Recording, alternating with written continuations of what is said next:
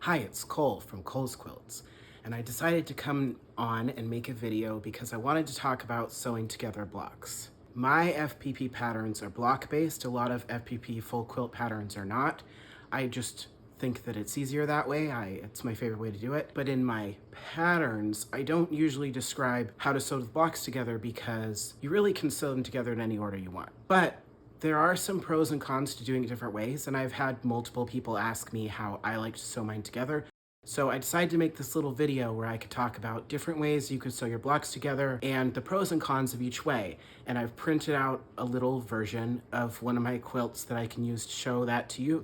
So stay tuned and we'll talk about how to sew together blocks. Okay, so I've printed out a little example of my Grogu baby blanket quilt, and all of my patterns, I have the columns and the rows labeled with letters and numbers. So in this case, each column has a letter, each row has a letter. That makes it easy because these labels are on the back of the blocks. Once you have blocks sewn together, you're putting them up on your design board, you can very easily see, oh, D4 and E4 go next to each other.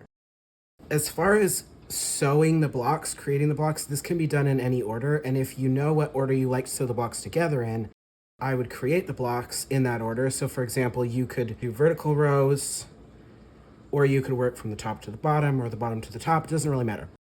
But if you know you want to sew together vertical rows, you might make all this row and then sew it together and then make this row. So as far as sewing the blocks together, let's say I've created all the blocks. You can do it in horizontal rows or vertical columns. So let's say I did horizontal rows, okay? So I would sew together all of these pieces first. Now, in this pattern, I have one column that's a rectangle and the rest are squares. That's true for some of my patterns, not all of them. You can make it a little bit more complicated, but not that much. So then I would sew together this row. Then I would sew these two rows together. Because this is a rectangular quilt that's longer this way, if I were to sew in rows versus columns, I'd probably sew in rows, because if I have these two rows, I have 1, 2, 3, 4 seams that have to line up. So I need to make sure those 4 seams line up once I've sewn all these together. You could also do it in vertical columns. So for example, I could sew together all the A's first, then I could sew together all the B's second, then I would sew row A to row B. Now, if I did that, I'd have 1, 2, 3, 4, 5, 6 seams that I have to match. In my mind, the less seams you have to match at a time, the more likely you're going to get all your seams to match. Now, I am not a seam matching master by any means, but that's just my idea of the pros and cons. So I'd be least likely to do it that way, but if you are good at matching your seams, that would be just fine. So that brings me to how I like to do it. I actually don't do it either of those ways.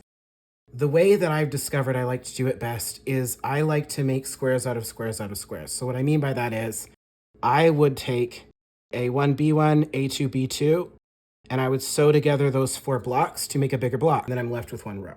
Once I've done that, I would take 4 of these blocks and sew them together as if they're blocks. So I'd sew together these 2 blocks and then sew them to these blocks. Now I have a bigger block.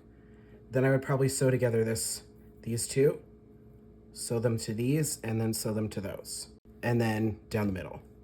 Now, the reason why I prefer to do it that way is because it's hard. I'm not great at matching up seams. When I have a big block that I've made out of 4 small blocks and another big block that I've made out of 4 small blocks, is that, let's imagine this is fabric, okay?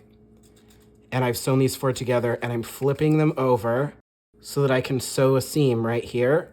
So what I like about that is not only do I have this seam I can match, but the point where the 4 squares meet, I'll put a pin through that point and then look at the other side and make sure the pin's going through the point on the other set of 4. And then I know it's not tilted and it lines up exactly.